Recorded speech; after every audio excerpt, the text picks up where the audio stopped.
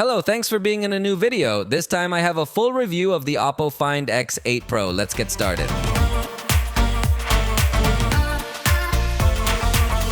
We are talking about the high-end device from this manufacturer.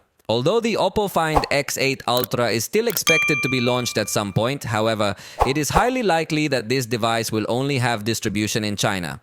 The good news is that this version, which is the Pro version, did have a global distribution. In this case, it has even arrived in Mexico. Its launch price is 24,999 pesos. This is more or less $1,225, although remember that the prices here are not the same as over there. Honestly though, I was surprised by the pricing strategy that OPPO has taken this time around, since in the mid-range, OPPO is known for having much higher prices than competitors, so their mid-range devices end up competing against devices that are much better in the same price range. However, for the high-end, OPPO has made another decision and now competes with a segment that I think it can easily outperform. For example, it competes against the iPhone 16 Pro, but 128GB, the Galaxy S24 Plus, Huawei Pura 70 Pro, and it is even curious that the same OPPO Find N3 Flip has exactly the same price, but obviously with a much simpler camera system.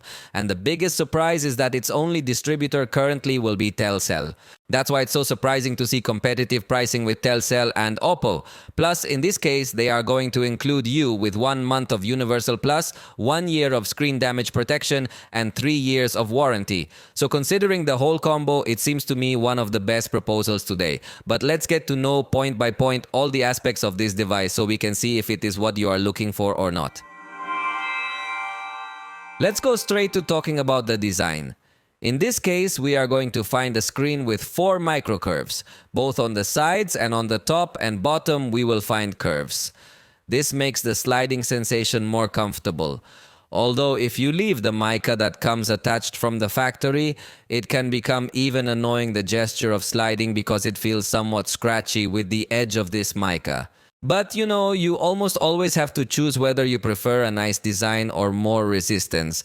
Here at the front, it comes protected with Gorilla Glass 7i.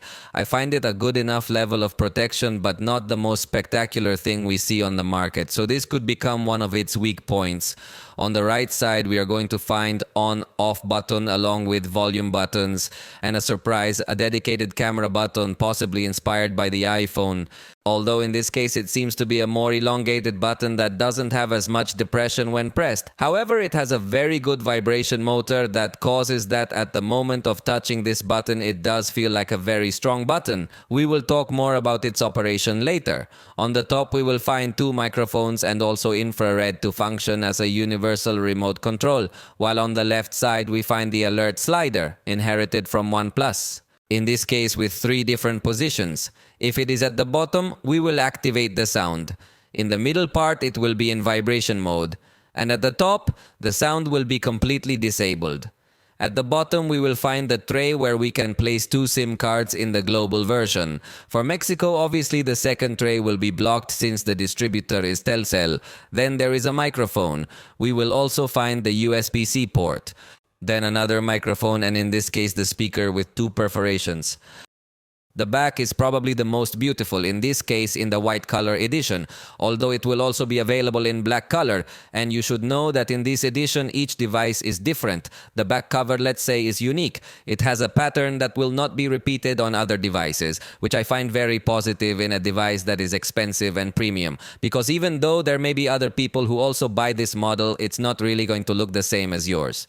The camera module also has a very nice design, but here what is noteworthy is that it does not get to stand out in an excessive way with respect to the body of the device, as if we had previously seen it in the X8 Ultra that we analyzed here, and considering that it has an exaggeratedly advanced photographic system, it is striking that the module does not protrude so much. By the way, this module has a small orange indicator that simulates the indicators of professional cameras. In this case in conjunction with Hasselblad. And obviously this module has a textured ring enclosing this camera module, which also makes it look like a professional camera. The dual flash placed in the corner also looks very nice. Overall, the design is very positive.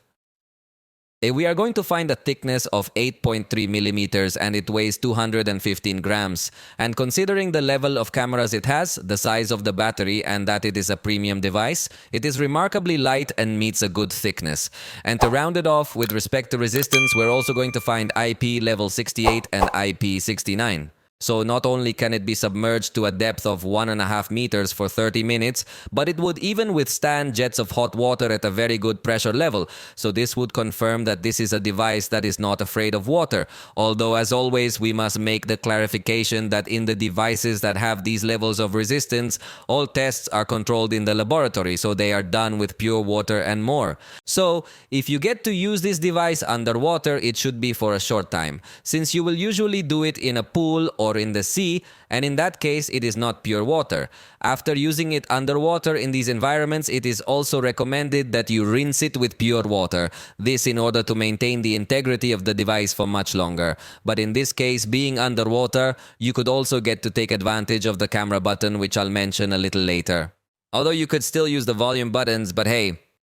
The truth of the case is that it has a design that hits the mark. Personally, the only thing I dislike in terms of design is not this device, but the Reno 12F that has a very similar design. And that device is the worst I've seen lately in OPPO, while this is the best I've seen lately. But hey, these are design strategies. Let's keep talking about this device. The screen has a diagonal of 6.78 inches. It is remarkably large. This is thanks to its very reduced bezels.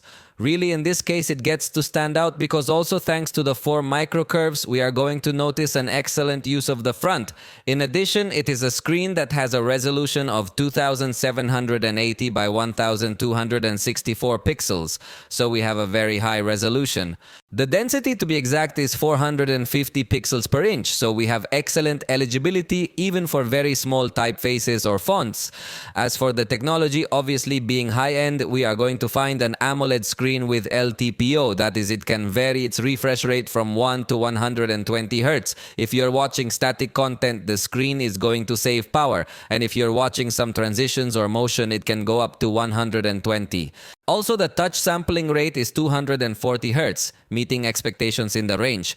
Peak brightness is 4500 nits. This is when viewing HDR content. It's a display that looks great under sunlight and has Pro XDR technology in conjunction with its camera. So the pictures are also going to have a high level of realism because the areas that look brighter in real life also through the screen emit more light without increasing the overall brightness of the screen. So this feature, the truth is that you really enjoy it a lot. Regarding the minimum brightness, we are also going to find a very comfortable screen. It goes down to a level that is really spectacular. So even though we don't find in the accessibility options the extra dimming option, the screen still gives a comfortable experience. The screen then is very good everywhere you want to look at it. It even comes with 3 different types of color calibration, so you can use the one you like best. In case you prefer slightly more natural colors while still maintaining good saturation but without being so overdone, the Pro setting also shows very good accuracy. Or if you prefer the most saturated colors possible, you can choose that too. I even like that it has an automatic temperature setting called adaptive tone. That is, if the environment in which you're viewing this display is warm, the display will also opt for a slightly warmer color rendition. And the same thing will happen in environments with cold light. This gives you a much more comfortable feeling when you're viewing this display. It also brings other options similar to what we find in some TVs, such as to improve the sharpness of some content. Although in this case there seems to be no applications compatible with this engine, the same will happen with the video color optimization, which could simulate content towards HDR, but again there are no compatible applications, which is strange.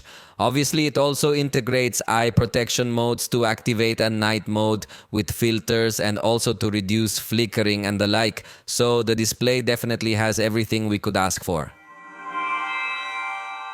For sound, we'll find a speaker on the bottom, another one on the top in the earpiece area for calls, so it's stereo sound.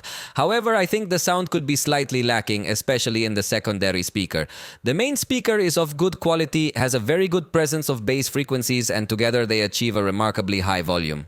But the secondary speaker has a very low bass frequency presence, and considering that this is a flagship, maybe there we could get a little more demanding. It doesn't mean it's a bad sound or anything, but it's an aspect where still the brand could improve in next generations. Let's listen to a small test, but remember that it's not the same to listen to it live.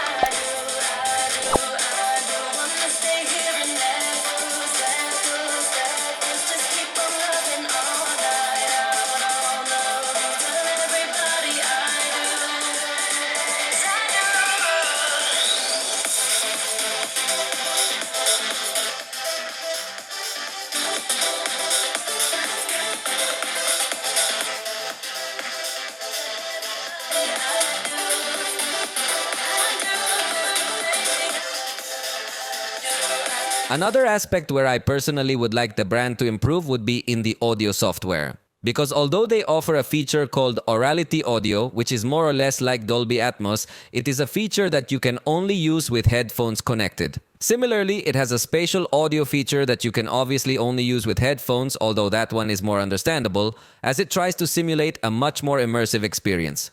But another feature that is only available there is the equalizer. I would love to have access to the equalizer on the speakers directly to try to change the type of sound much more to my liking. In this case, it's not available. So that's another section where I think there is a good range of improvement for this device. Like all high-end, it doesn't integrate headphone jack, and that was expected. But fortunately, it integrates good support for high-resolution audio codecs like LHDC, aptX, and LDSC, so it brings good support for any pair of headphones you buy with high-quality wireless audio to be compatible with this model. As for the microphones, it incorporates 4 in total. Let's listen to a test. Es una prueba de audio grabada utilizando los micrófonos integrados del OPPO Find X8 Pro. The quality of the microphones is very good, and it must be said that even in the voice recorder application, you can activate an option so that only these microphones are used, and you can have a more directional recording instead of omnidirectional, which always comes in handy. Although within the video recording, you don't have as many options to choose the microphone setting, which would be more advanced, and I think could be another suggestion for improvement. And for calls, it also includes a function called Clear Voice, which will try to cancel external noise so that your voice is heard as well as possible. This feature is compatible with several calling and video calling apps, such as WhatsApp, Zoom, Teams, Instagram, Google Meet, and of course the phone. So at the microphone level, it seems to me that it has very good options, everything is well exploited, and now next, let's hear how these microphones behave in a much noisier environment.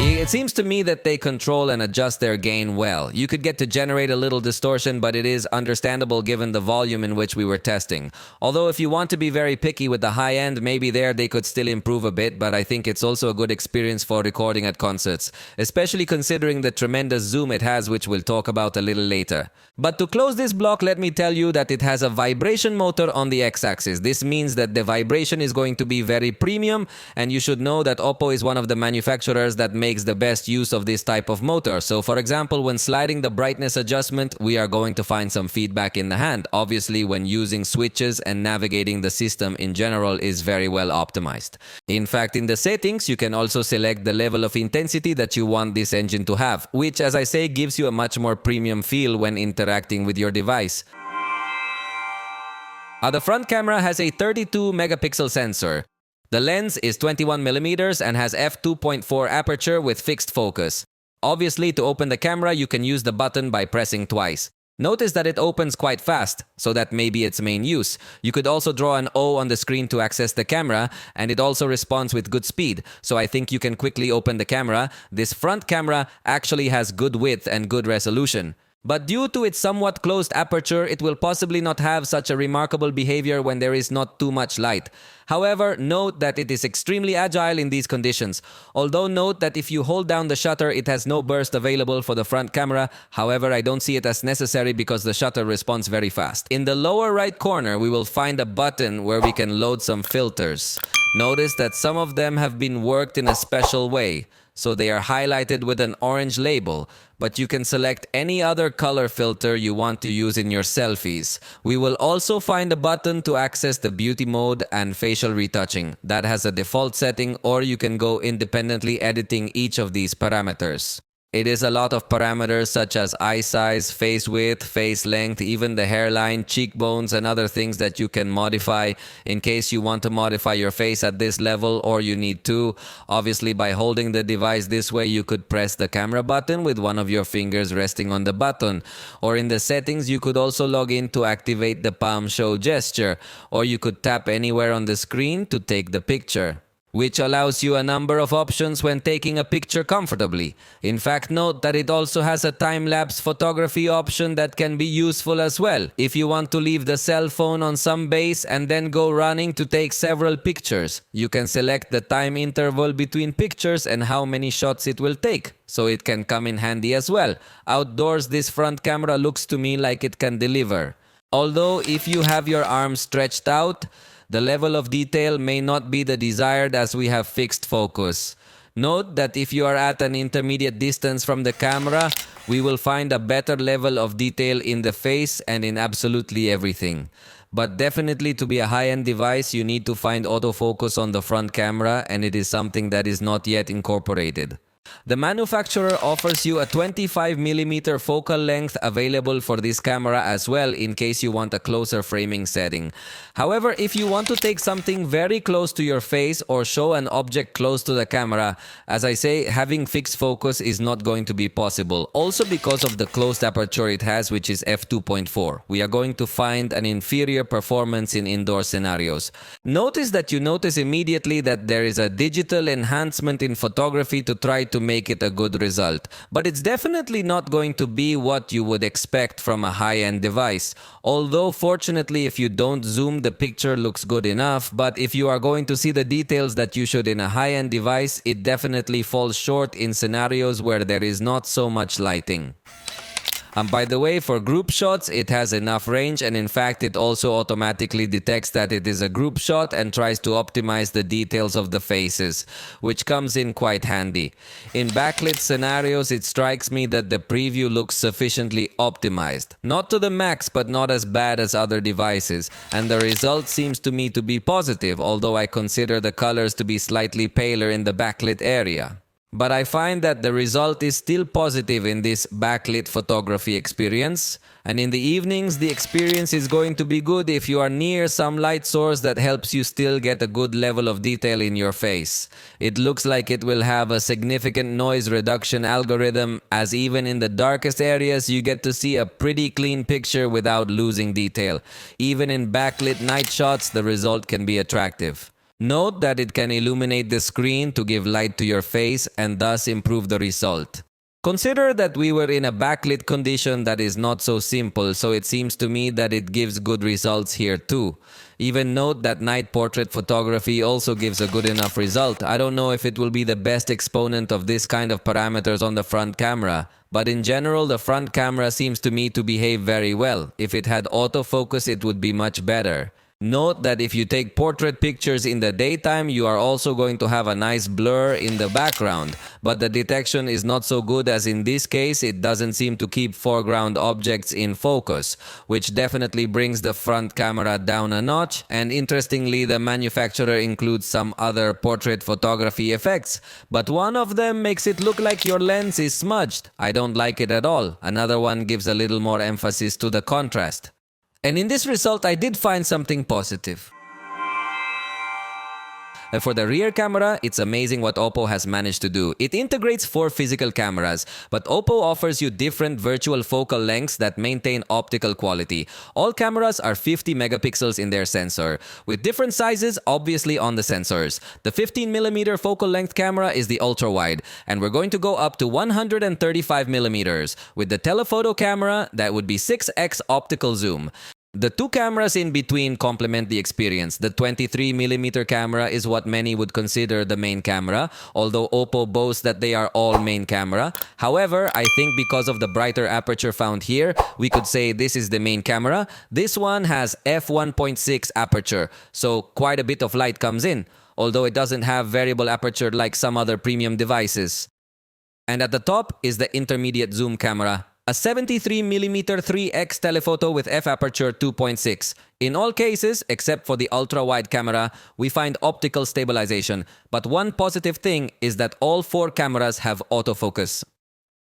In the interface, note that the manufacturer gives you access to different focal lengths. As you can see, first we have 15mm, then 23mm. And if you click again, it gives you the distance of 28mm and 35mm, depending on your favorite setting. Then you can jump to 48mm, 73mm, and if you click here, it also gives you the 85mm perspective. Finally, 135 or 300 millimeters. If you're too close, maybe it doesn't use the cameras directly, so consider that as well. But it definitely covers a very good range perfectly well. We'll see in a moment the photographic results, but you should know it's spectacular. But notice that the camera also responds with a lot of speed. It's one of the most agile cameras I've seen. At no point does it ever get clumsy or anything like that. Also, there's obviously burst available, which oddly enough seems to go slower than if you were taking the picture manually. The burst has a limit of 50 photos. In our test trying to capture number 3, we noticed that the device seems to anticipate through a buffer the timing of the shutter. So let's say you don't need to be so vigilant about capturing the exact moment as the device somehow anticipates. However, the burst does take more than half a second to start, and the space between one photo and another is not that short. I think the burst could be improved. It should also be noted that the device includes some capture modes. For example, if you press on the photo button, you can access another mode of scenery, silhouette, or fireworks, which could also give a more special markup to the shadows that can usually get lost in smartphones that have automatic capture. This is an option that I definitely like. We'll see some examples in a moment as well. The device also includes some color filters, so you can choose some other option to capture your photos. And it also includes facial retouching, but in this case with a single slider. If you touch the screen, you can adjust the exposure and focus. You can even lock this parameter. And watch out, because at the top you also have an exposure compensation adjustment that would allow you to better adjust the light. But remember that you can also enter the master mode, where you can control parameters automatically, but manually you can set other parameters such as the saturation you want your photo to have, the contrast, the sharpness, and if you want it to have a vignette effect. So for photographers, this is really a very attractive option. And because you can somehow assign your own style to the photographs before you capture them, without relying so much on the automatic interpretation that the device usually does. But not only can you modify these parameters, but if you switch to Pro mode, obviously you will also have access to ISO control that can go up to 3200. Honestly, it's not as high an ISO as we see on other devices. We also have access to shutter speed, which can go up to 30 seconds. Also compensation, focus, and finally white balance. All of this you can control completely manually. And also note that you can take the pictures in JPG or RAW as well. Although obviously if you take the picture in RAW, you don't have the contrast settings and the like. It would be nice if it would allow us to take the merged photo, both RAW and JPG. But the truth is that the capabilities in professional photography are also very good. Although, of course, the appeal of this device is that when you are employing a considerably high zoom, the artificial intelligence telescope appears, which, by the way, you can turn on or off completely to your liking in case you want the device to optimize details, or you prefer it completely off, but obviously it is recommended to leave it on, which is how we will do all our tests. I was forgetting to mention the camera button. Notice that in this case, with 2 presses, we can directly enter the interface. One positive thing is that when you are holding the device vertically, this button is disabled, notice that it is not going to have accidental activations, which is very good unlike the iPhone implementation. However, when you are holding the device horizontally, notice that this button, without the need to give any presses, it immediately responds to zoom. So let's just say that I find it a better implementation than the iPhone. Although personally, I have not found it as something too useful. It's better implemented than the iPhone, but for me, it's still not that relevant really. Since for me, it's much easier to control the zoom directly from the screen. And before moving on to the examples, notice that with respect to SmartThings, if it automatically recognizes QR codes directly from the main camera interface, although for documents, it will be necessary to access the scanner specifically. And note that it does not let us use the ultra-wide camera, but only the main camera. It also does not seem to have such a smart detection. First, you have to make the capture, and then you wait for the edge recognition. The advantage is that if you let you go adding multiple pages to your document, something that not all manufacturers allow, and once you are done, you can click Next, to also apply some retouching and enhancement effects to the document, to make it look like a much more advanced scanner. When you are done, finally you can export this as a PDF or also as an image. For outdoor photography, it seems to me that the ultra-wide camera still needs to be a bit more optimized. Maybe through an update they can correct the color a bit. Notice the difference we found compared to the main camera. It seems to me that the colors are more accurate on this 23mm camera. Although OPPO says all cameras are main camera. But I think the ultra-wide camera doesn't have as much color accuracy. Also note that in this case the ultra-wide camera maintains a good level of detail, which I like very much. And we don't find such severe distortions in the edges. Nor does it generate as much chromatic aberration. So I think it's a good lens. The 23mm lens considered by many to be a prime camera. It's going to give us good quality as well. Although curiously at the edges it also seems to show a little bit of distortion, which is strange in lenses of this focal length. Generally here we don't find so many drawbacks, so that aspect I didn't like. But overall the photography, believe me, is of very good quality. As for the color management and the level of detail, the manufacturer offers different intermediate settings of focal lengths, as I was showing you a moment ago. Here you are looking at the result with the 48mm setting, where it seems to me that you don't notice optical quality 100%. You can see that it is a digital zoom, but I still think it's good quality. With the 73mm camera, we still see good quality in terms of the color handling and the level of detail. And note that this device also incorporates 135mm camera, that is 6x zoom, as I was mentioning to you a moment ago. And the quality is really very good. This is one of the best cameras hands down, because you see that even if you keep zooming in this case going all the way up to 10x, it still looks like a photograph with very good quality. You can't tell it's digital zoom at this setting. Now we're at 20x zoom, where you start to notice a little bit that it is digital zoom, but it still maintains good quality. Now we're looking at 60x zoom, where it uses artificial intelligence, what OPPO calls AI telescope zoom. And definitely that gets to optimize figures, shapes, and lettering in a good way. Even some textures that are less defined. They also look good quality in this picture. And look at the maximum zoom, which would be 120x on this device. Again, with very good optimization of the letters and the shapes, this would be another photograph with 120x zoom. And I'll tell you again, the figures that are very well defined, I think it's going to enhance them to define them well in their lines. Look at the distance from which we are taking these photographs, so you can see how spectacular it really is, what it's capable of doing at zoom level. But now let's see how it behaves when we are not photographing a letter or a well-defined element. In this case, it's the ultra-wide camera, and we're getting closer and closer. Now it's the 23mm camera, then it's the 48mm camera, 73mm, and finally we get to 135mm, which is as far as we can still be using optical zoom. From now on, we're talking about digital zoom. And notice, 450mm still shows us good image quality, 675mm, and we're still seeing remarkably good quality, 1350mm, and finally 2700mm, which is the furthest. In this case, it's a face. And notice that also the artificial intelligence is trying to optimize the level of detail of the hair and more. Obviously, it doesn't look as if it were an optically zoomed photograph. But to talk about digital zoom, I think it's perfectly well optimized. Look at the difference between this photograph, which is as close as we can get, and now the farthest we can be. Definitely that it's a device that covers a very good zoom range, and it does it with very good quality. I think currently on the market, this is the device that covers the best range in terms of photography and focal lengths.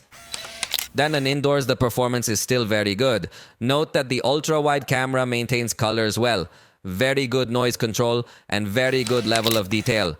The 23mm camera stays on that same line, and notice that it also gives us excellent image quality. The 73mm camera, despite having less aperture, it still has very good noise control. It maintains the level of detail well. Everything looks very sharp. Notice how we can manage to make out even the smallest letters that were seen over here. And the 135mm camera, despite having an even tighter aperture. Indoors, it maintains excellent performance, giving us very clean pictures with a very good level of detail, so it's excellent. In backlit scenarios, I like that the preview does look optimized. You don't see a burnt background. That's something that few devices offer these days. And it has to be highlighted as one of its strengths. And the result is also very good. Look at the picture here with a focal length of 28mm. It is perfectly well balanced in light and shadow. The color looks good. Curiously, with the 48mm camera, there seems to be a bug. This is a crop that is made on the sensor, but the focusing is not done correctly. I already did several tests, and it always behaves this way with the 48mm setting. Hopefully they will correct this with an update. With the 73mm setting, notice that we continue to see excellent light and shadow balance performance. Very good level of detail, no overexposed areas. The shadow areas also look good. And with the 135mm setting, we continue to see an excellent balance of highlights and shadows. Let's now see how these cameras behave at night. The 15mm camera gives us excellent quality. Usually the ultra-wide camera shows us a picture with much more noise and less detail, but this device optimizes everything spectacularly. It has a very good picture quality. Even the most illuminated area doesn't get to be as overexposed as other devices. So I really liked it a lot. The 23mm camera keeps the same line, but obviously it's going to improve the level of detail even more. It looks like a very nice picture. Even in the darker areas, we see a good level of detail. No noise, which is rare. Other manufacturers keep enough noise to keep the level of detail well, or also other manufacturers eliminate noise, but along with the noise, a lot of detail is eliminated. In this case, it seems to me that it maintains a perfect balance. With the 48mm setting, we still see very good quality. With the 73mm camera, we still have an excellent photograph, very true to life. Although it might seem in this case that the darker areas are too dark. However, as I say, they were very faithful to reality. And I like that you can see the detail well even in these darker areas. And there is no noise. Finally, with the 135mm camera, the result is still very good. It's a camera that really gives us very good image quality. In this case, if you go to the darker areas, yes, you might start to notice artifacts and a little more noise than we were seeing in the other cameras. But let's consider that in this case, it uses f-aperture 4.3, which is extremely tricky for night photography. And something I showed you a moment ago, it was the capture modes that it has for complex scenarios. For example, most devices in these types of scenarios, they will take a photograph of these characteristics with a bit of overexposure due to how dark the sky is. However, note that by activating one of these special modes of scenery or some similar, the photograph improves incredibly to highlight the darkness of the sky. Along with the lights that comes to have some building or something similar, the photography seems to me very good. Something similar we will see in this case. This is a photograph against the light. Obviously, it is spectacular in terms of what it achieves, in the balance of light and shadow. However, you don't always want to photograph in this way. Possibly at other times, I would want to take just the silhouette, simulating an advanced effect. Well, look what you can achieve in this case with the silhouette mode. I really like it because it emphasizes the shadow, so that this silhouette effect is created, which really gives a very attractive attractive result. For professional stuff, the device also gives us a high-resolution mode with all cameras. Notice what we have with the 15mm camera. Obviously, being such a wide camera, we're not going to be able to notice such minute details at long distances. But you can perfectly well apply cropping to your photograph and still maintain good image quality. The same thing will happen with the 23mm camera with this high-resolution mode. Although it seems to me that it doesn't get to take full advantage, the detail obtained by the sensor. In this sense, I think it could still improve with future updates. Although it is obviously a high-resolution photo, but I do not get to see translated all that level of detail.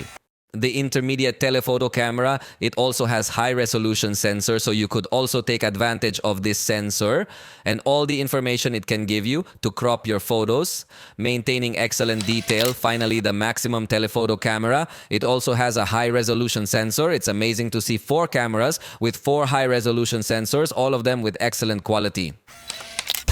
For macro photography, note that this is as close as you can get with the main camera. It's definitely not that spectacular because of the characteristics of the camera and the sensor. They don't allow you to get that close to focus well. However, you can apply a 48mm crop, and in this case, it did make a good photograph, maintaining good detail. It also includes a macro mode, which uses the ultra-wide camera with a crop to 23mm. So that you have these type of photographs if you apply a little more zoom with this macro mode. Using the ultra-wide camera, it seems to me that you start to lose a little bit of detail since we're talking about digital zoom.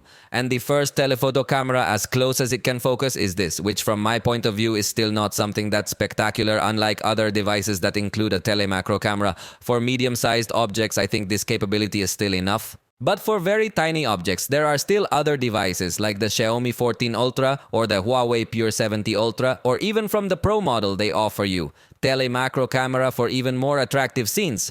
Not that this device is bad for macro photography, but I think there are even better options.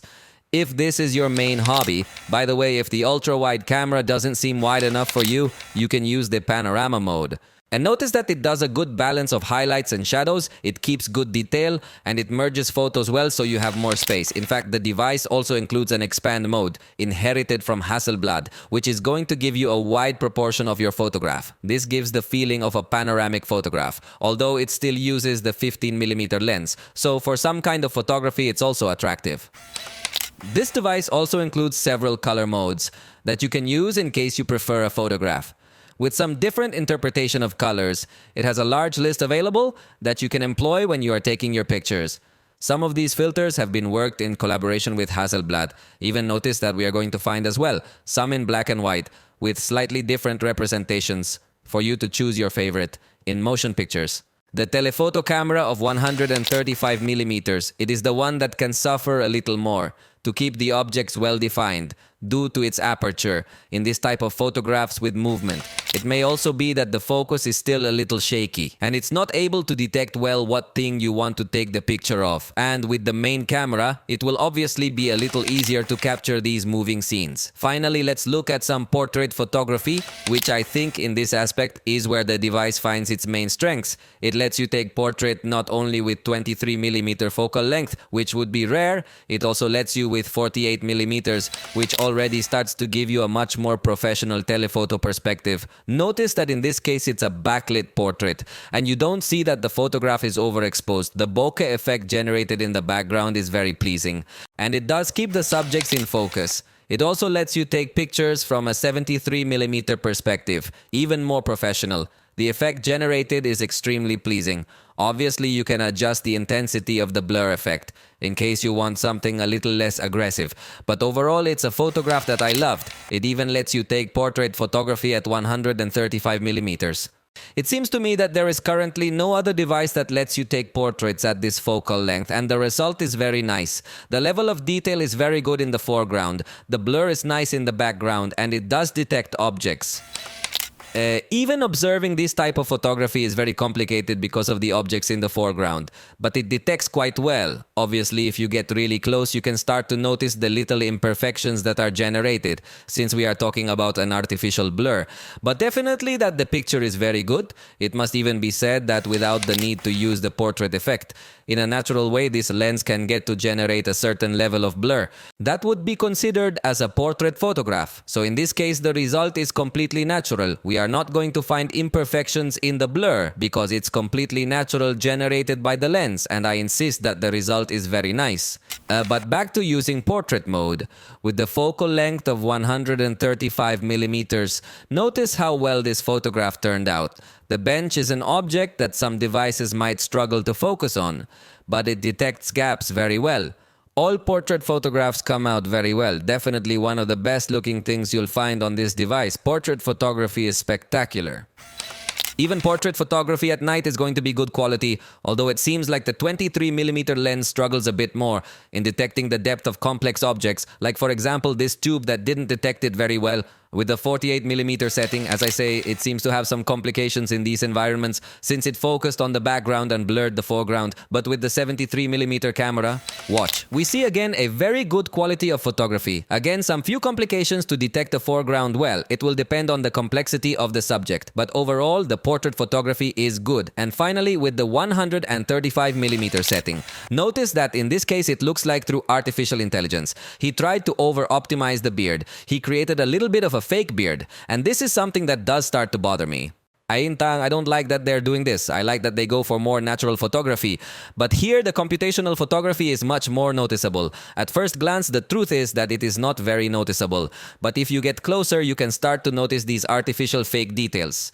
I wish OPPO would go for a more natural touch for portraits. Lastly, I had forgotten to show you the penumbra photography test. Notice that the preview reveals to us how it was an extremely dark setting. And although the final photograph manages to recover quite a lot of illumination, in color, the truth is that it doesn't do a very good job. This is another aspect where OPPO could improve. For video recording, an excellent news. It is that all cameras can record in 4K at 60 frames per second. With this, it definitely delivers as a premium device. You could also choose an HDR recording mode with Dolby Vision. And note that you can also apply some color filters to your video recording. Although they are not compatible with 4K recording, in fact, you could also apply facial retouching. But again, the resolution drops down to full HD. For video recording, note that you also have the stage mode or fireworks mode in case you prefer to highlight the shadows a bit more, unlike other devices that might overexpose videos, and manually you have to be tapping to lower the exposure. So it's a much smarter way to select. When you're shooting video, notice that you can perfectly well have this ring to scroll through all the lenses. You can have another button to take pictures, another button to pause and resume your recording, one more button to turn on the flashlight without the need to stop your video recording. And the last button that allows you to simply activate noise cancellation, in case you prefer recording in this style. The only thing missing would be another button to rotate to the front camera without stopping your video recording. Movie mode is also available, where we will find manual parameters for video recording, although by default it does it in this wider format. I would like to see the screen format available in this mode, but as you can see again, you have manual controls available. Even while you are recording, you can change each of these parameters in case you know what you're doing. This is an example of how the camera would record on the screen at 60 frames per second. And notice that it lets us switch between all the lenses, maintaining this frame rate per second. The truth is that it is spectacular that it has these capabilities, since there are other devices that only in the main camera offer you high quality video recording. Next, we are already seeing the video in 4K at 30 frames per second. With the ultra-wide camera, I find it records well. The main camera also performs well. And as you zoom in, you notice it's adapting to other cameras, and they all maintain a good experience. Possibly the ultra-wide camera is the one that has a slightly different color than the rest of the cameras. Hopefully that can be optimized through an update. But overall, they maintain a very good consistency between all the lenses and good image quality. Focus doesn't seem to be struggling, nor does exposure. Indoors, the ultra-wide camera may suffer a bit to control noise, but the result still looks good in terms of color saturation and contrast. The main camera gets better at handling noise and maintains good detail, plus good color color. And if we make the switch to the telephoto camera, I'm impressed with the result. It maintains good color and controls noise well. It does get noticeable at times, but for a telephoto lens, it's very good. And if you use the telephoto maximum zoom lens, we still appreciate a good result in color despite the closed aperture that this lens has, although you obviously get to notice slightly more noise, but honestly it records very well indoors as well. In backlit scenarios, note that the ultra-wide camera does a good job. It balances highlights and shadows well. Slightly more chromatic aberration than usual is generated at the edges of the highlights and shadows, but overall, the result looks very good to me. It doesn't have aggressive jumps in the exposure when it stops detecting the face, so it makes a balance that is practically perfect. The recording is of very good quality. Even if we switch to the intermediate telephoto camera, you can see that the result is still positive. There is no doubt that in this aspect it makes a very good balance of highlights and shadows. Even at the farthest focal length, we still see a good balance of highlights and shadows, something that other devices do not maintain, so also in this aspect the experience is very good. At night, note that the ultra-wide camera gives a very clean image quality. In this case, I first did a test with 60 frames per second, and I am surprised at the image quality that the ultra-wide camera gives us at this frame rate. The main camera manages to have a higher light input and again controlling noise well, but what is surprising is that at 60 frames per second, they are able to record in this way and with this level of image. Even if we zoom in for telephoto cameras, we see the same image quality. If there is a light source nearby, if you move into darker areas, you're going to notice that they start to suffer a little bit more. But considering the aperture that zoom cameras have, the truth is that I think the result is spectacular. Even in the darkest areas, look at the difference between the main camera and the intermediate zoom camera. Obviously, the intermediate zoom camera may suffer a bit more. But believe me, it was very true to reality. The main camera manages to collect more light than there was in reality. And the camera that suffers the most is the maximum telephoto. Because obviously having an aperture larger than f, we're going to have very little light coming in, and yet the manufacturer controls the noise well. In the darkest areas is where we are going to notice that this camera no longer manages to have enough information. The intermediate zoom camera notes that we seem to turn on a light when we activate this camera, and we seem to turn on another light when we activate the main camera, but they all record very well at night. And in fact, if you switch to 30 frames per second, you'll notice that all the cameras will perform even better than we've seen before. The ultra-wide camera, for example, notes that it captures a tremendous amount of light. Amazing, really, considering the level of darkness we are in, and considering it's an ultra-wide lens, the main camera performs even better, and the telephoto cameras improve their performance as well. Although by their very nature, it is not so recommended to use these cameras in night environments, since they will suffer a little more to control noise. However, they are cameras that really have a very good performance. Even the CX camera still manages to have a good enough image in the darkest parts. They keep the result very faithful to reality. With regard to stabilization, note that both when walking and running, the ultra-wide camera maintains a good level of stabilization. Perhaps the focus starts to get a little lost if you enter areas where there are very marked lights and shadows, so it would not be the most recommended. The main camera seems to me to maintain a slightly more consistent experience, both walking and running from this automatic mode. The result is undoubtedly positive. And note that even recording with the telephoto camera, we will see a good level of stabilization when walking. Obviously, it is not recommended to go running with a telephoto camera, but the result is very good even when recording with the CX camera while walking. Notice that the movements are compensated very well, so the stabilization seems to me to be positive in automatic mode with all cameras. However, the device also includes a special action mode designed for more complicated conditions. However, I insist that the ultra-wide camera does not perform very well when you enter areas of light and shadow. It generates some uncomfortable flickering in focus, something that does not happen with the main camera, so you can record with this camera as well. You can even switch to other cameras while recording with this special stabilization mode, something that other manufacturers do not allow since they only let you use one of the cameras. And something also to note is that even in ultra steady mode, the recording is in 4K. So even if you want to walk fast with the telephoto camera, you could take advantage of this recording mode, and the result is very good. And now watch how this device handles the zoom when recording video. The change is a bit abrupt from the ultra-wide camera to the main camera, especially for the color management. In fact, you also notice the change every time you adjust to the next camera due to the digital zoom. Unlike photography, in this case, it does not manage to maintain such a high level of detail. The maximum zoom for video recording is 18x, which seems a bit short to me considering it has a telephoto lens at 6x.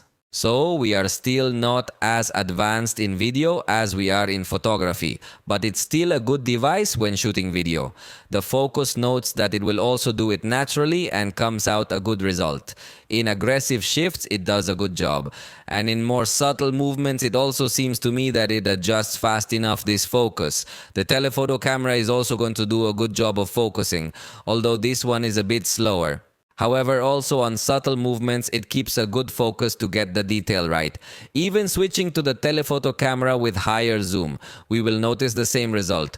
The focus adapts smoothly, so don't expect exaggeratedly fast focusing with the telephoto camera.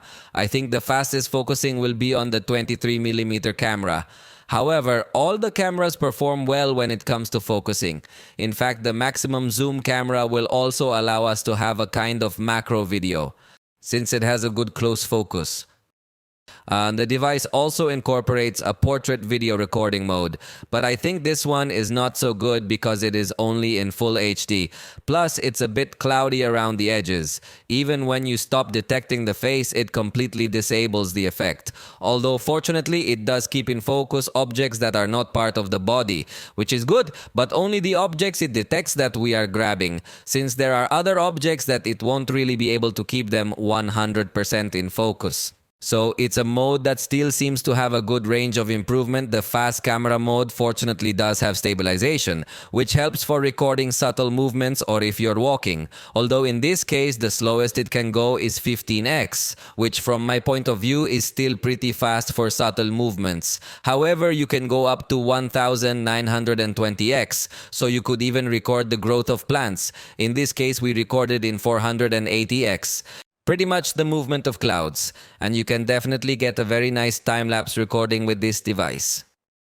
In slow motion, the slowest it can go is 480 frames per second, even though it's in HD, so the result looks a little bit undetailed, though obviously with a nice slow motion effect, which could be useful perhaps for casual social media content, but not for such a professional approach. In full HD, you can go up to 240 frames per second. In fact, it is curious that it does not allow us to record in full HD at 120 frames per second. Like most high-end devices, this is something that personally bothered me a bit. The device even lets you record using zoom 3x, which will actually use the telephoto camera, also with the same slow characteristics I was showing you. This would be an example recorded with the front camera in 4K at 60 frames per second, just so you can see that it also has these capabilities of recording in an ultra smooth mode. Now you're seeing what it looks like at 30 frames per second, and it seems to me that in this regard, it could still improve. There are moments where there are some overexposed areas, especially when there are abrupt changes in lighting. However, fortunately, the color is good. It is also a wide lens. But remember, it has fixed focus. The backlit behavior is not as advanced as we saw in the photograph, so in this case it does overexpose and burn, even the most illuminated areas of the background. In this aspect, it definitely needs a lot of improvement. Even the previous video we were recording with Dolby Vision enabled. But if you disable Dolby Vision, it still shows a completely overexposed result, giving total priority to illuminate the face. At times it seems to balance well. However, it does overexpose this result. Also, I remind you that it has fixed focus. So if you want to bring some object closer to the camera to focus, it will not be possible. And this is a bit annoying, especially for content creators. Also indoors, it's going to be hard to give you a good quality video. While in photography, it still managed to recover. In video, I don't think so, if you need a direct light source to have a good quality. Because if you don't have such adequate lighting, you can tell it's a lens with a somewhat closed aperture. So definitely the front camera for video recording is bad, and at night the result will be very similar if you are close to a light source, if you can get a result with a good level of detail. But if you move away little by little, you are going to notice that even the video looks at a slightly lower frame rate.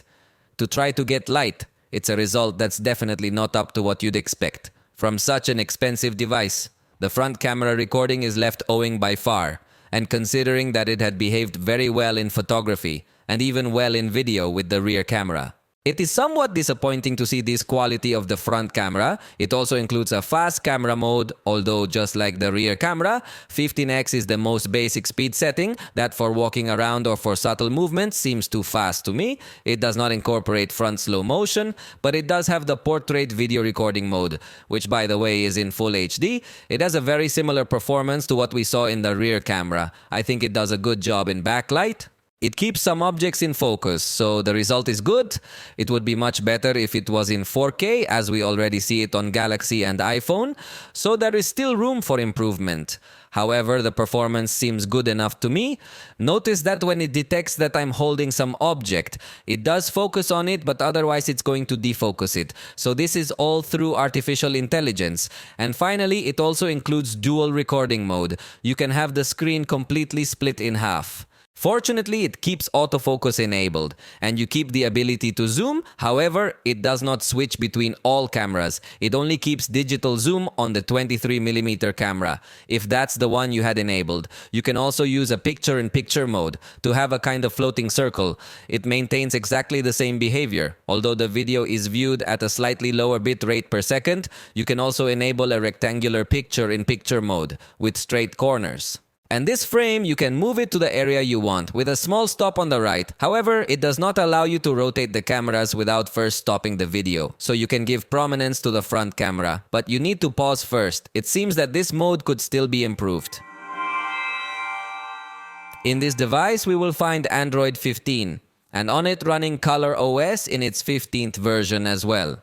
The good news is that it debuts 5 years of software updates with 6 years of security patches, which comes in handy, although it's not the highest in the industry, but I think 5 years is more than enough to give this device a good lifetime.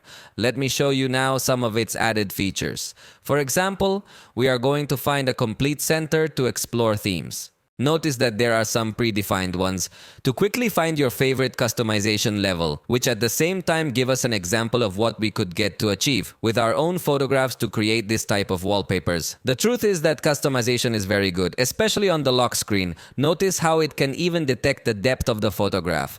To enclose some elements, obviously you can also get to change some phrases and colors to fully customize the lock screen. You can even add additional information to the top area of the clock, to change the typography, to change the size of this clock, and also obviously the color. In fact, you can also apply different styles and special effects to the wallpaper, although obviously they are no longer compatible with the depth effect. But note, you can even apply blurs, glass effects or grid effects, liquid and waves. Overall, the lock screen customization seems to me to be some of the best we've seen. So it's really a very positive thing. In fact, you can also explore more themes online through their store. In this case, all the content seems to be free, and it comes distributed with different categories. You could also download some different fonts to apply throughout the system in case you want to. Even note that in the store, you can download some videos to work in conjunction with the ringtone so that you have a different view when someone calls you. We will also find the always on display function where we will be able to select some cover, even with the silhouette that you have selected, which can definitely also look very interesting. Remember that this helps to have some quick information when you have your device locked. And in this case, note that you can have different styles, not just the outline of some portrait, but you can also customize your own character called emoji, or you can also have text, or some covers that come predefined of digital or analog watches. In this case, let's say it's a simple function. It's not going to be able to show the whole picture dimmed in full size, as if we see it on the iPhone. And obviously, it also lets us change the typography and icons, applying some different packages. It also has its own theme store where you can download some icons, although it is not compatible with other icons that you can download from Play Store, but at least if it gives you a good level of customization. To go alternating the figures, like all Android, you can also change the general color palette of the entire system, and it also has a function to have an effect on the lighting edges. when you receive a call, so that in case the device is upside down, more or less show something. Although in this case the screen has a curve too subtle, that possibly is not going to be noticed when you receive a notification of this style. On the home screen, remember that you have a gesture to be able to reach the icons that are further away. Simply slide the corner gesture towards the center, although sometimes it can become a little complicated to activate it, so even though it seems to be a useful gesture, in reality, as you see, its activation can become more complex than you might imagine. And swiping down by default, we have a quick search. You can search for any application directly on your cell phone. Or you could even go as far as searching for any message, or a contact, or even calendar events, as long as you activate the necessary permissions. In fact, you can select if you want all applications to appear on the home screen or be divided into a drawer of applications. You could also activate the shelf on the home screen, replacing the search to access some quick information widgets. Note that these widgets are designed specifically for the shelf, so they are not system widgets. Snapchat and Spotify have their own widget, where they suggest things you don't like. Watch, there is a good catalog of widgets. Although I insist, they all have to be designed specifically for this shelf. I wish they would add compatibility with general system-wide widgets, so you can have a little more options. Notice that if you slide from the left side of the top down, you access the notifications, and you have two pages, the notifications and the control center, which you can also access by swiping from the top right side down. Here you have all the quick settings icons, the brightness and other things. And you can edit this whole section to add some other controls. And you can change the mode in case you prefer a classic style, where the quick settings are displayed combined with the notifications. The device also features a sidebar, from which you can open apps in a floating mode to interact over other applications. Also note that you can resize these mini apps, and fortunately it is compatible with various apps. Notice that in this case, even Instagram can be run in this way. Unfortunately though, you can only open one application in this format. Note that it is not possible to open several. This personally annoys me. It should at least let you open two apps at the same time in this format, but in this case you are a bit more limited. Fortunately, you could manage to combine it with the split screen. So watch how, for example, I can open Google Files while I have Google Chrome. Then we can display up to 3 applications at the same time on the same screen. These small floating windows can be minimized in a bubble in the corner, or you can also simply pull them to the side to minimize them. But through this smart sidebar, you not only have access to applications, where by the way you can edit to add more shortcuts, but we will also have an option to have some other shortcuts. For example, we can take screenshots or record screenshots. We can also access a temporary file storage, which observe that it is a kind of clipboard. When you are, for example, in the gallery, you can drag some images to this clipboard so that later you can get to use it in other sections. For example, if you are composing some mail in Gmail, you could just drag and drop this content and notice that it's going to be attached. So in a way, it can help you to be interacting with different styles of content.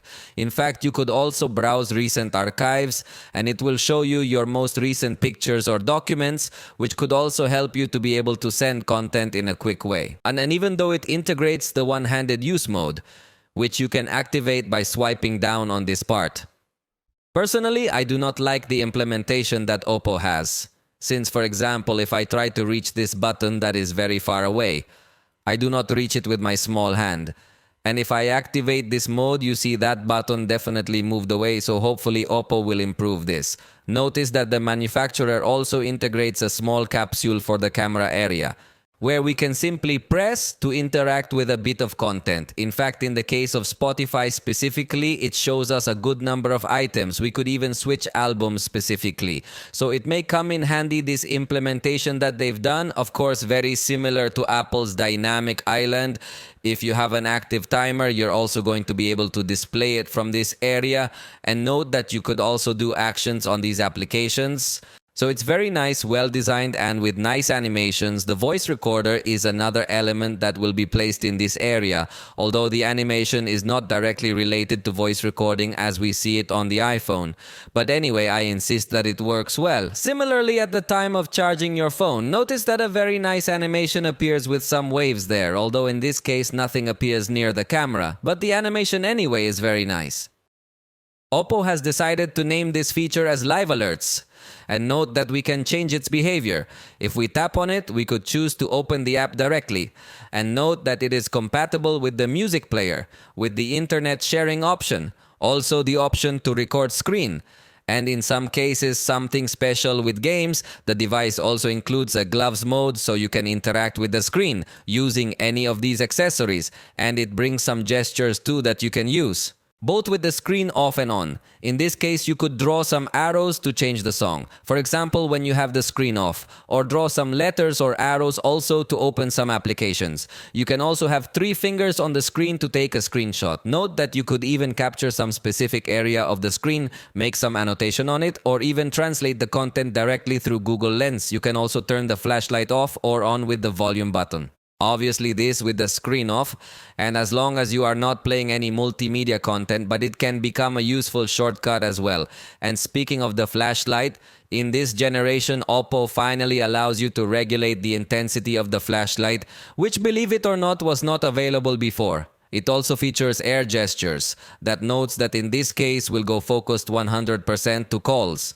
I would like this type of gestures also allow us to navigate in lists, to scroll in social networks or something similar, but it's only available for calls. And you have also some other gestures to turn on the screen when you rotate the device or automatically switch between speakerphone and earpiece for calls, when it detects that you do any of those gestures. There's also the traditional support sphere, which is going to serve us to interact in a different way, navigating the system with a single touch. You can touch to display a menu, or touch with gestures. You define the behavior, and you also define the actions. There is also send space that allows you to disconnect for a while from work or even concentrate on work. It depends on what you configure. Since you assign which applications you will be allowed to use during this time, you can even assign a specific duration. So for example, if you are going to study and you only want to have access to music, you can set it up this way, and for 1 hour you're only going to be able to do that. So it can help you concentrate. It also integrates the simple mode, better known to me as granny mode, that makes everything much bigger and easier to use. I'll notice that it also has a feature to touch up the look of your face in video calling apps.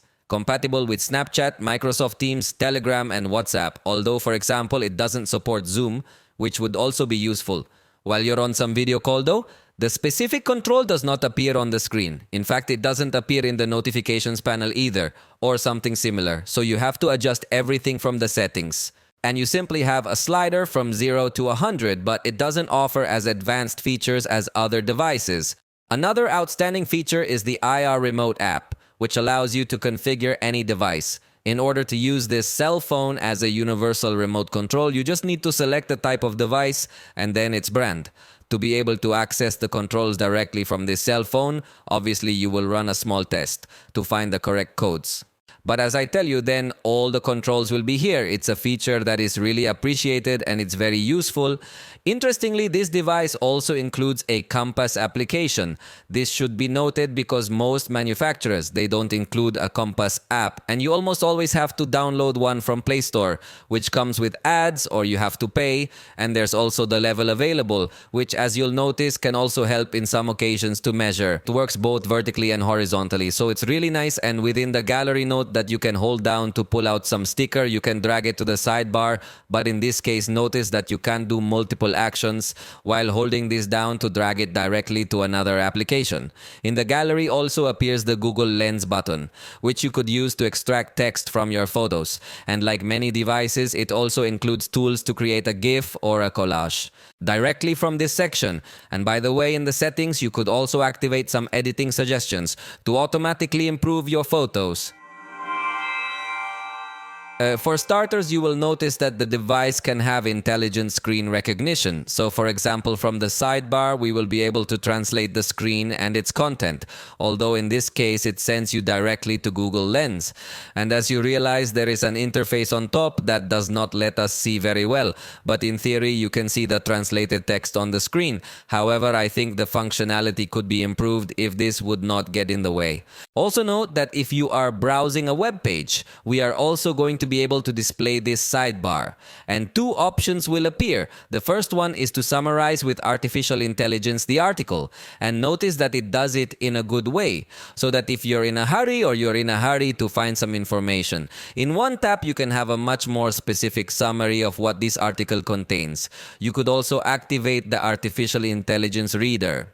And in this case, it has improved over the reader that we saw in past generations in this same manufacturer that used to read things like the date, who wrote, and all the buttons that were present. But now it reads only the content of the article. So as I say, it's improved significantly. It also includes an application called AI Studio. The more times you visit the application, the more diamonds you are going to get. And these will help you to generate more images. There is no way to buy diamonds. The more you use the application, the more diamonds you get. This application allows you to create portraits and artificial photographs based on a photograph that you have taken, so it can also become useful and attractive. Take a look at some of my results. What do you think of Isa Marcial Norteño? As you can see, there are several options for you to choose the one you like the most. Or what do you think about Iron Marcial? As I say, there are several options of photographs that you can generate based simply on images that you have captured. There is also another category called AI Reimage that will also give another style to the photographs. In this case, as if it were a work of art.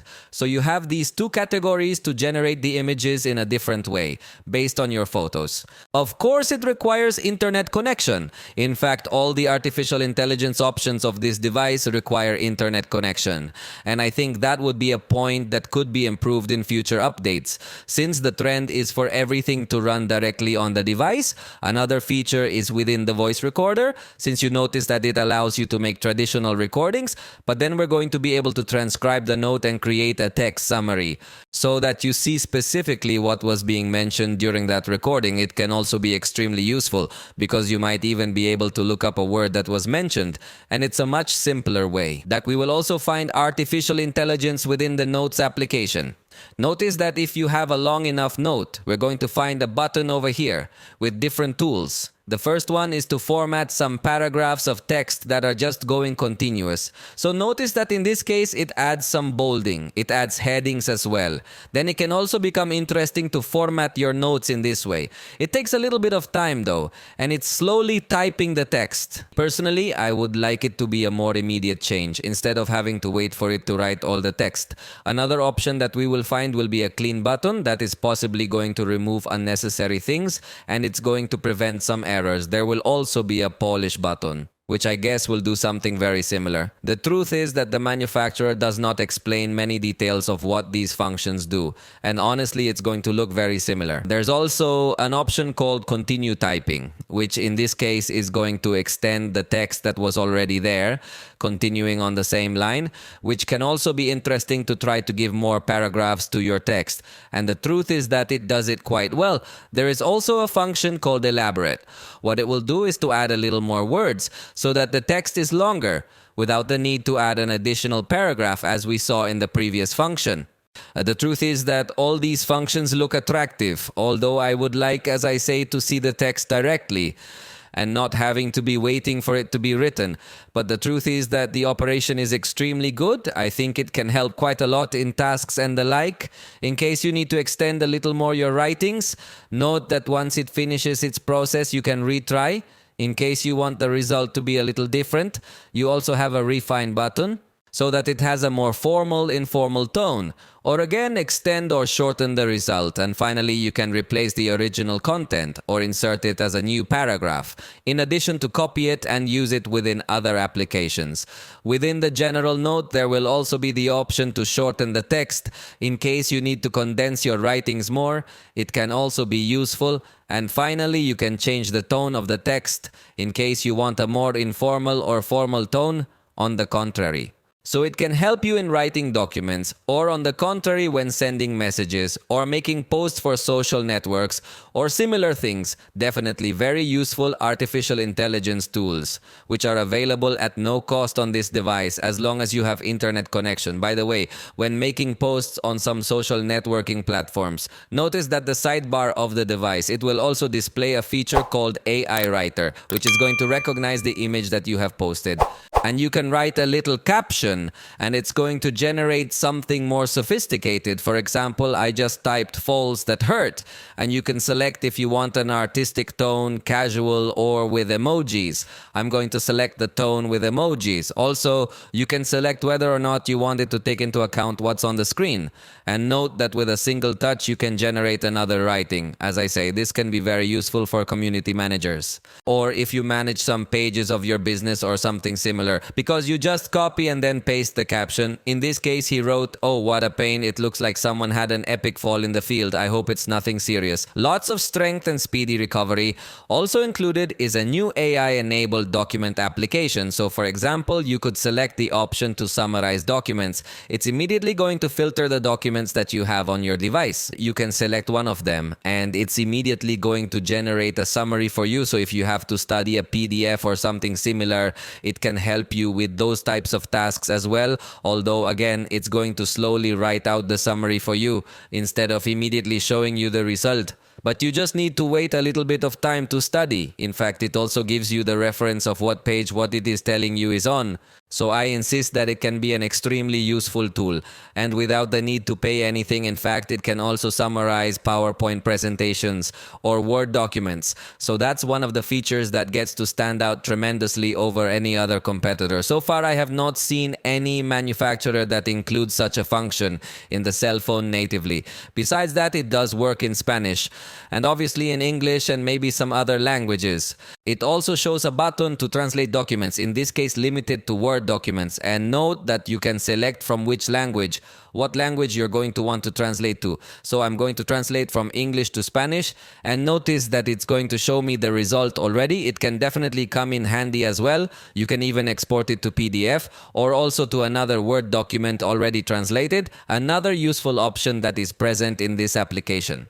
Although without artificial intelligence is to convert Word or PowerPoint files to PDF, even Excel spreadsheets as well, so it can be useful too. In fact, from the OPPO Documents app, we're going to be able to create Word, Excel, or PowerPoint documents as well, as I tell you, without the need to make any kind of payment. And this section also includes artificial intelligence tools that we had seen in the notes section. In the photo editor, we will also find artificial intelligence tools. Note that to begin with, we will find an option to improve the quality and give more detail to the photos. In case you have some photos that are not so sharp, it takes a little bit of time and requires internet connection, and notice that it would be able to provide a little more detail. This tool can be especially useful when you use the maximum zoom feature on your device, which does a pretty good job. But if you give it another pass of artificial intelligence, I believe you can achieve even better looking results. Notice how, for example, the hair area shows a little more realism and detail once we use this tool. Another option we will find is the artificial intelligence eraser, which, believe me, works spectacular. We're going to have an automatic detection of people, or you could also paint over it. The automatic people detection will generally detect if there are people around that were somehow getting in the way of the photograph. Obviously, it's not focused on removing the protagonist from the photograph, but if you want to also through the smart lasso, you can simply select the person or the object that you want to remove from the photograph, and through the intelligent analysis, observe that the result is simply spectacular. OPPO's artificial intelligence seems to me to be at a very high level. Notice how it was able to complete the bench perfectly. It still looks like a portrait photograph. So it's spectacular what this artificial intelligence is able to achieve. If you have a photograph that is out of focus, as in this case, there's also an option that serves to bring this photograph into focus. Obviously, it won't make a completely focused result, but it is capable of improving it. So take a look at how it looked before and how it looks now. It seems to me that if you have managed to improve the details, so that's useful as well.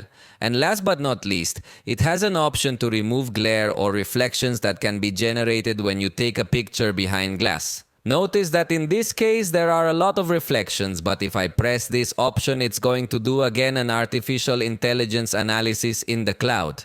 And after a few seconds, it will be able to eliminate these reflections. It does it in a very good way. Obviously, there are results that are better than others, but overall, believe me, this glare removal is too good. Oh, and by the way, this manufacturer also has Circle to Search from Google. So by simply holding down on the navigation bar, you can search for something either from the screen or even while on the camera, you can do this same gesture and just simply enclose what you want to search for. So you can find similar results on the web that show you a little bit more information. In fact, through Circle to Search, we're also going to have a translation of the screen, which is much better than what we were seeing built into the system. So it could also help you have a much smoother experience. Also, if you swipe from some corner to the center, you can also open Gemini, but it gets confused with the gesture to shrink the icons on the screen, although you could also activate it if you hold down the power button. However, if you are in any other application, if you can do this gesture to call Gemini, request any kind of information, both by voice and in written form, and it's like chatting with an artificial intelligence, so it's another tool.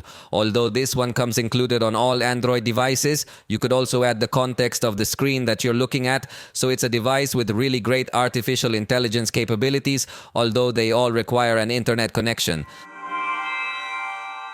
Now, the fingerprint reader on this device is optical, something I would definitely like to see improved since we are talking about a premium device. It would be much better to see an ultrasonic reader, since in this case it is not that it is a slow recognition, but it's not as fast as what one would expect from a high-end device.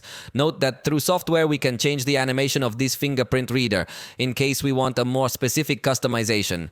And it supports up to 5 registrations. One thing I have to criticize this operating system is that when you enter the security options, it changes the aesthetics as if it had pure Android. This gives me the feeling of a poorly worked operating system or with poor quality, although the system in general is good. But this is too strange to me, and notice that when you enter other sections, you go back to having the OPPO operating system settings. So I don't like that.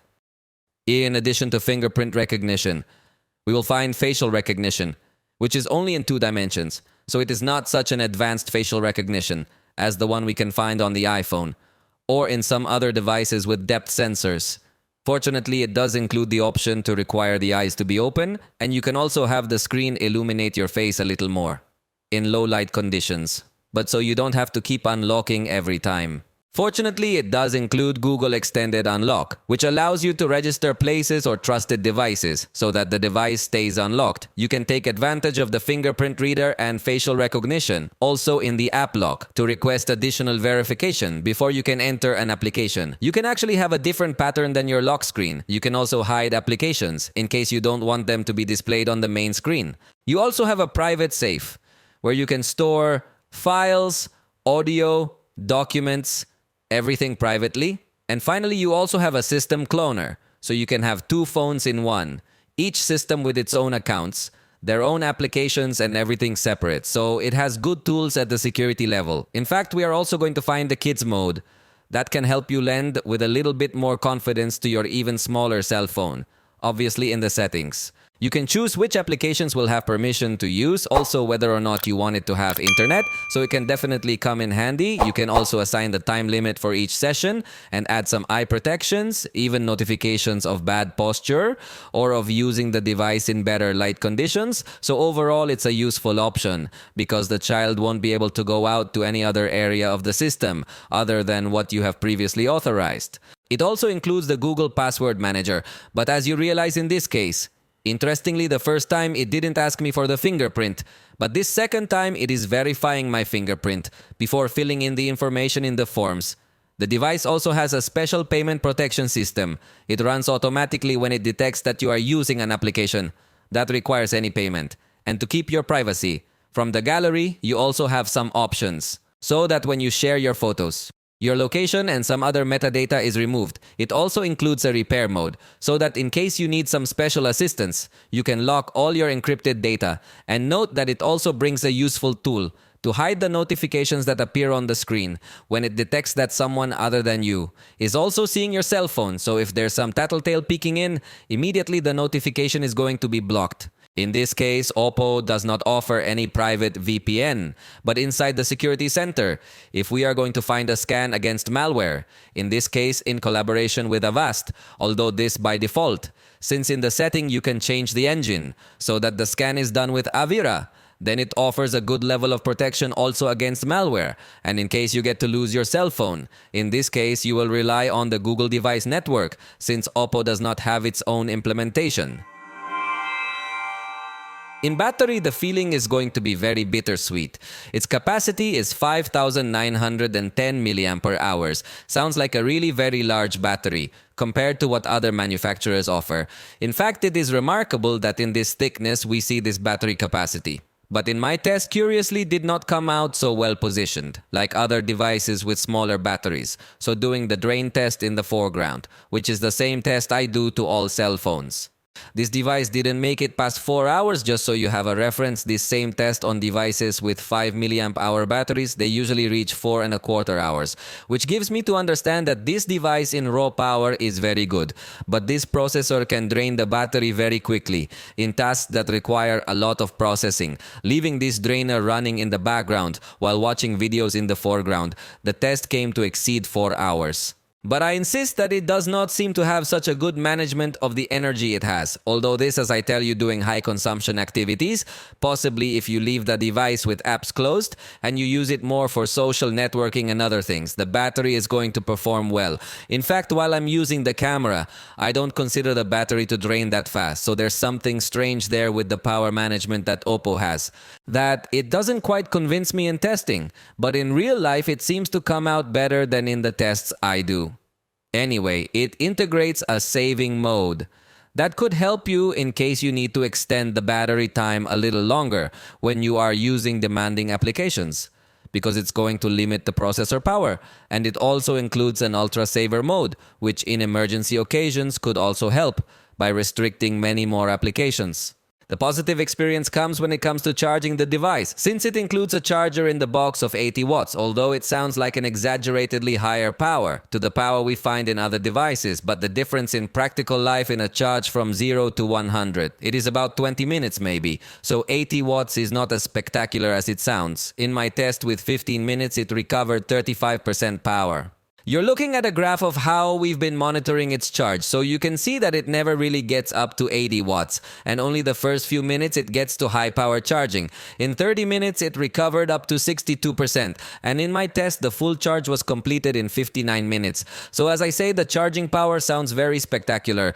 Translated to real life, it is not so spectacular, but it's perfectly appreciated that the charger comes included in the box. So the experience here is good, only my expectation was even higher. Fortunately, it also features 50-watt wireless charging. Something that is very positive. You need a compatible charger though, and I don't have such a charger yet. It also has a reverse wireless charging with which you can put charging some accessory on the back of the cell phone, and it always comes in handy, especially for emergency occasions. If you suddenly ran out of battery on your headphones, it can come to help. Although the OPPO Watch X that has this manufacturer, it does not have wireless charging, so it's a bit curious. And to protect the battery, if you have smart charging, and you also have charging lock, so whether you leave it charging overnight or you need to leave it plugged in at all times, you have enough mechanisms in place so that the battery doesn't get to degrade as quickly. For connectivity, if we will find support for networks 5G and also Wi-Fi 7, the latest, so we will have good download and data transmission speeds. It also includes support for eSIM, so if you travel very constantly, you can add data plans without the need to buy a physical SIM card, but simply a QR code, so it gives you a lot of convenience. It also includes NFC, so you can make mobile payments by linking your credit or debit card to the Google Pay app.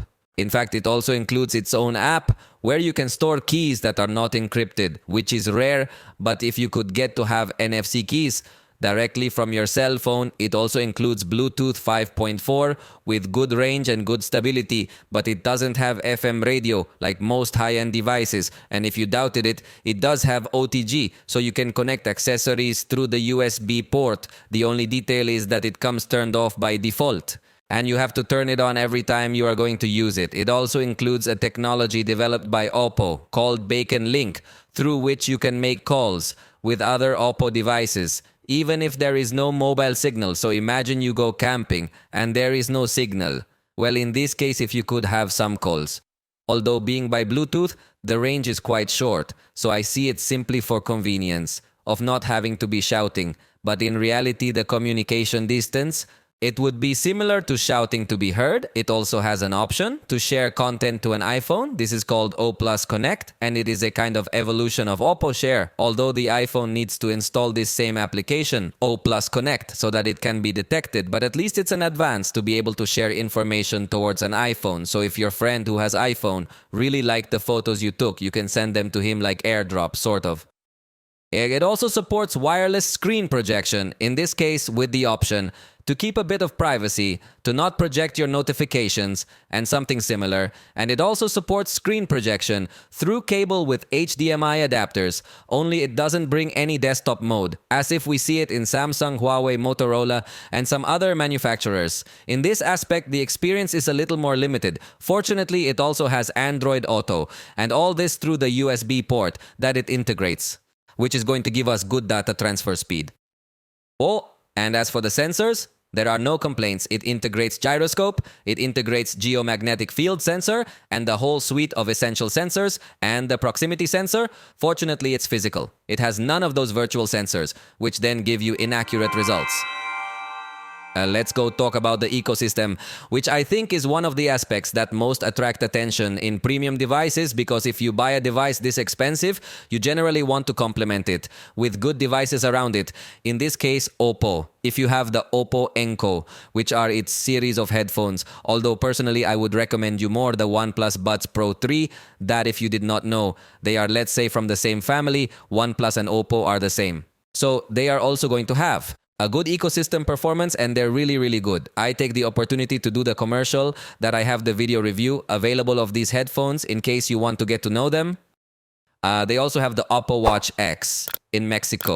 In other countries, maybe there are other watches as well. Personally, I think they are good accessories. They also have their own tablet, but they don't have such advanced interaction yet between them. For example, from the watch, you don't have the camera shutter option to take the pictures from the wrist, and similar things. In general, it does not seem to be so advanced in this sense, nor does it have its own laptop. Although if you can install an application called Multi-Screen Connect on Windows laptops to improve the ecosystem a little more there. Once you install and configure this Multi-Screen Connect application, you are going to be able to duplicate the screen of the cell phone on the computer. You can even control the cell phone directly from your laptop using the cursor, and also the keyboard, so you can type from the computer to the cell phone. And you also have shared clipboard to copy from computer to the mobile or vice versa, and you can even drag files between the two devices so you can share them more easily. So the ecosystem is good in this aspect, even though OPPO doesn't have a laptop. Overall in the ecosystem, it depends a lot on Google. For example, with quick share technologies. It's funny because OPPO had its own OPPO Share technology. Probably because of some agreement with Google, they removed it from the system, betting only on quick share. And OPPO Share left it alone, as within its option to share with iPhone. The cloud storage is from Google, in fact from the gallery application of this device. It's going to be suggesting you to back up your photos in the Google Cloud. And to control the devices in your home, like lights and the like, you would also rely on Google Home. So in this regard, now there's a sense that OPPO is still not that advanced or as sophisticated.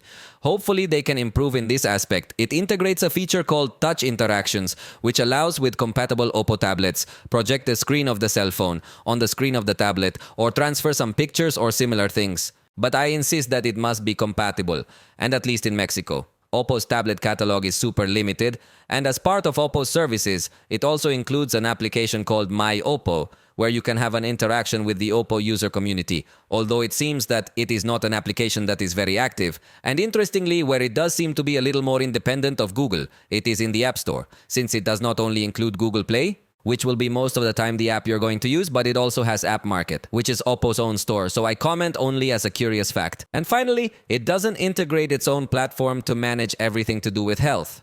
So you'll be relying on Google's Health Kit and other applications that can collect something, although it brings a step counter hidden in the shelf. But it's simple. Let's now go to the performance test. This device incorporates the MediaTek Dimensity 9400 processor, an exaggeratedly good processor.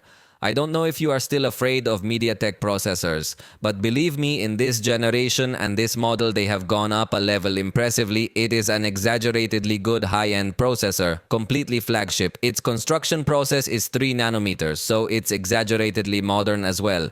And as you can see, the device really flies. It took 1.9 seconds on average to open each application. Definitely the experience is going to be extremely good on the processor power and the optimization of the operating system. Also in this case, it comes with 16 gigabytes of LPDDR5X RAM and notes that they are perfectly well optimized. In this case, I'm switching back and forth between these 16 applications that I opened and none of them have shown a reboot. It doesn't show white screens or anything like that. Notice that its performance is really very good, switching between multiple applications. In fact, remember that you can also use this gesture to navigate between apps. Here was one that was blank because it didn't have its preview loaded, I guess.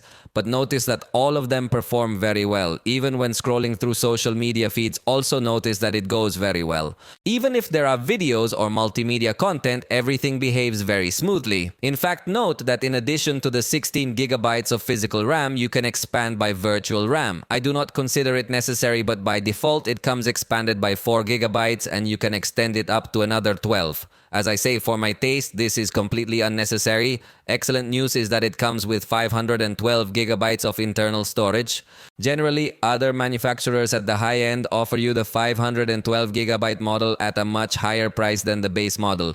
But the excellent news is that OPPO comes in a single configuration with tremendous amount of storage. Moreover, it is UFS 4.0. Notice that it gives us a very good read speed. Although curiously, it doesn't reach the maximum peak in this test I'm doing. Maybe it's the management that the operating system does. But I find it very curious that it does not reach a read or write speed as high as I have seen in other devices, even mid-range. Although this is in specific tests, but let's do one more real-life test by exporting a video, since for now I was a bit disappointed in its speed. So, let's export this video in 4K, which has a total duration of 1 minute by stitching together clips recorded with this device. And watch, it took only 10 seconds. This is insane. I think it's the fastest cell phone I've ever tested in this test specifically. It's really very good.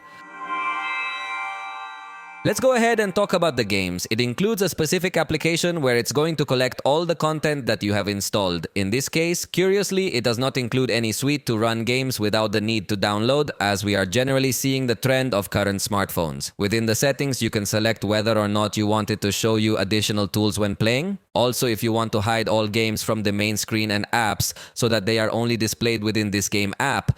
And also if you want to answer calls automatically on speakerphone while you are playing, as well as change the style of notifications. For example, instead of having the traditional notification, you can select a notification that runs on the screen and does not get in the way so much while you are playing, or you can block them completely. You can also block the automatic brightness to prevent it from changing when you are holding the device this way and cover the light sensor. It also includes a vibration option that takes advantage of the vibration engine that this phone has, but it is only compatible with a few games, and in this case I don't have any. It also has a quick launch feature that keeps some games in cache so that the next time you run them they don't take so long to open. And it includes an automatic resolution option that will allow you to lower the game resolution in case the phone is getting too hot, although that's not something this phone is going to suffer from. It also includes a championship mode option that will block all kinds of interruptions, gestures and the like. It will optimize performance, memory and connection so you can have the best experience when gaming, although it may cause a bit more heating and power consumption. Finally, it also has some image filters that you can use, although in this case only compatible with PUBG. When you enter a game, this side panel will appear where you have the count of the frames per second in which the content is running. You also have ping and temperature information, and obviously you can choose between different run modes. Whether you want to save battery, have something balanced or give full priority to the game, all games we tested with this mode enabled. We will also find a quick shortcut to Spotify control, brightness control, and from here you can activate the championship mode. Also from here you can change the style of notifications that I was telling you a moment ago and block calls. You can also take screenshots or record screenshots. By the way, from the settings you can change how the screen recording behaves. By default, it records in full HD at 16 megabits per second, but you can change the rate or resolution in case you want to record in lower qualities. The default refresh rate is dynamic, capable of up to 120 frames per second, so you could record all your gameplay super smoothly, unlike the vast majority of devices that record their screen in a simpler way. You could also block any kind of notification from appearing in the screen recording, and you can even record using the front-facing camera so that your face is shown. But back to the panel and its tools, as we are also going to be able to optimize the network, optimize the touch response, and block screen rotation. From here, you can select whether you want this game to remain in cache for faster execution, and it also includes a voice changer in case you want to chat with your modified voice. It also has a constant monitor of the frames per second, GPU and CPU, in case you want to keep a constant eye on all that information. And if the game is downloading some content and you don't want to drain the battery as much, you can press this button to dim the screen and have a power saving mode. You can also adjust the volume, and note that there are apps that you can also open in a floating window mode so you don't interrupt your game while you're in a game. Of course, you can also add other application shortcuts or modify the entire tool panel to your liking to change the position, or also to remove or put items. In Call of Duty, this device by default loads the graphics quality very high at a maximum rate. However, note that we can also go up to maximum graphics quality, or if you prefer to use the ultra rate, the graphics quality will drop to a medium level. Note that also for the test, we enabled several additional filter options and special effects, all supported in real time. So, as I tell you, this processor is very good, unlike other MediaTek processors that don't support as many graphics options. We run the content first, giving priority to the graphic quality, and the result is simply spectacular. 60 frames per second, extremely stable, and the best thing is that it stays very cool at 38.6 degrees Celsius after running the test and even recording the screen. It's spectacular. We then played with the ultra rate enabled, and again the experience is extremely good. Here it's worth noting that even the game goes up to 120 frames per second and not just 90 frames per second like we see on other cell phones. So it's definitely a device that you can take advantage of very well to play this content, and again I'm struck by how well it controls its temperature. For the Legends game, we changed the auto setting to an ultra high setting at 60 frames per second. And in this case, it didn't try to go up to 120 frames per second as has happened with some other devices, but maintained a completely stable experience at 60 frames per second. There are some typical low peaks that are present in this game, which will not be the exception on this device, but still the performance is very good. You see it yourself in the graph, again with excellent temperature management. And in the case of Bob Sponhat, we selected the resolution and epic quality at 60 frames per second. And interestingly, in this particular game, it seems that a little bit of optimization would be lacking with respect to the processor, although in a way it can become normal to find this kind of details suddenly in processors that are new. It's not a bad experience, obviously. In fact, it controls its temperature perfectly well, but in this particular game, it did have some slightly more pronounced stumbles. However, this is for the most demanding because you can actually notice yourself in the gameplay recording that the experience was really good. The average was 57 frames per second, so you play very smoothly. We also tested Henshin Impact. By default, it gives the high graphics quality, which is already noticeable, but we turned it up to the highest possible, also in motion blur, also allocating 60 frames per second. And with this, again, the performance was excellent, and again, the temperature is incredible, how well controlled it is. It didn't even exceed 40 degrees Celsius, and this game in this graphics configuration generally produces much higher heat. So, this device manages its power and its heating very well. The truth is that it is a very good gaming machine, even though gaming is not its main priority. In fact, I wish that through software they would take advantage of the camera button and you could use it as a trigger when playing games. Perhaps this would gain more benefits to this button that for now doesn't seem so useful to me. Hopefully with some update they could add that option, but I sincerely doubt they will. In this case, I also ran new games that you guys have told me are demanding. Car X Street, note that it was by default almost maxed out, but we upped all the settings to max, no frame per second limit. And in this case, again, it behaved very well, although it did get a little hotter than all the previous games. But again, it showed 60 frames per second on average. Recording the screen, I might have had the odd dropped frame per second, but in reality, the experience is extremely smooth. I have no complaints in this regard. In fact, as I tell you, even though it did get a bit warmer than in past games, it's actually still considerably cool considering the heavy content we were running. I also played War Thunder, turning everything up to the highest quality, putting up to 120 frames per second and activating ray tracing, since remember that this processor does have these capabilities. And in this case, without monitoring the game, it could go up to 70 or so frames per second at its highest peaks, and it's generally toggling at 60 frames per second. But as I monitored with the app, I noticed that for some reason it was limited to 60 frames per second, and that was its average. It really maintains very good stability, although again it got even hotter than the last game, getting up to 42 degrees Celsius, which is still a good thing considering the level of graphics we're running. It really is a very good processor when gaming. I also played Fortnite because you all ask for it, although this game does not support specific frames per second monitoring. But as you see, I activated the 60 frames per second mode. In fact, I could go up to 90, although it lowers the graphic quality. So I gave priority to running it in epic quality at 60 frames per second, turning all the effects on as high as possible. And notice that even as you're dropping into the map, it looks pretty fluid. I was surprised at how well this game runs on this device. Its lowest peak was a mere 53 frames per second, though yes, it could get these peaks on a daily basis. But honestly, I found the gameplay to be very good considering the level of graphics that are so good when playing the game. In fact, in this case, I played a game of just over 10 minutes, recording the screen constantly in these 10 minutes. The device barely reached a temperature of 41.1 degrees in the screen area. The back cover stays a little cooler. So I insist that this is a device that for gaming is not going to disappoint anyone. If you have not dared to try a MediaTek processor, you have nothing to be afraid of. The performance is really very good. As a conclusion, this is my favorite device for photography. Definitely the fact of integrating these four lenses perfectly well optimized with each other, allowing you a very good quality zoom at long range and also a very good quality zoom at intermediate range. It's the device that I take when I'm going to a wedding or a party and I want to take good pictures without the need to take my big camera. And believe me, I have a very big list of devices here that I could bring to take pictures, but this is the one I choose every time there is such an event. The camera is its strongest point and the banner with which it will fight against other devices. Although as you saw throughout the video, it is not perfect. It has several points where it could still improve the experience, but it seems to me a serious contender for the best high-end device this year. I don't know why OPPO insists on putting a fixed focus front-facing camera.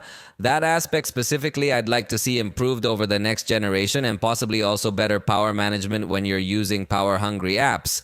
But the rest of the things, the truth is that they comply very well with small details that I was already mentioning to you. But for now, we've reached the end of this video.